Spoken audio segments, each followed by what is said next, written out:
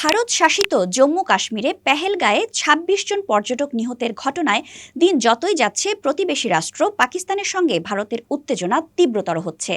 বুধবার ৩০ এপ্রিল এরই অংশ হিসেবে পাকিস্তানি এয়ারলাইনগুলোর জন্য নিজেদের আকাশসীমা বন্ধ করে দিয়েছে ভারত সরকার।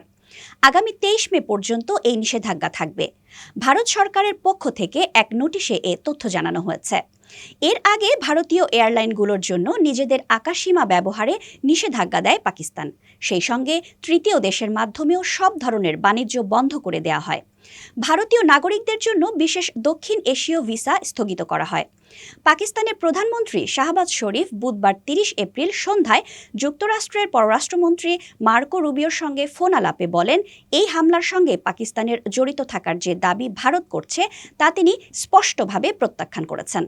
শাহবাজ শরীফ একটি নিরপেক্ষ ও বিশ্বাসযোগ্য তদন্তের আহ্বান জানিয়ে বলেন, যুক্তরাষ্ট্র যেন ভারতকে অতিরিক্ত উত্তেজনা সৃষ্টি না করে দায়িত্বশীল আচরণ করতে অনুরোধ করে। গোয়েন্দা সূত্রের বরাত দিয়ে পাকিস্তান আরও বলছে, ভারত খুব দ্রুতই সামরিক অভিযান চালাতে পারে। তবে এ বিষয়ে তাৎক্ষণিক কোনো মন্তব্য করেনি ভারতের পররাষ্ট্র মন্ত্রণালয়। কাশ্মীর অঞ্চলে পর্যটকদের ওপর ভয়াবহ হামলা ঘটনায় ভারত দাবি করেছে, হামলাকারীদের মধ্যে ২ জন পাকিস্তানি নাগরিক রয়েছে, তারা সন্ত্রাসী। অন্যদিকে ইসলামাবাদ এ অভিযোগ অস্বীকার করে একটি নিরপেক্ষ তদন্তের দাবি জানায়।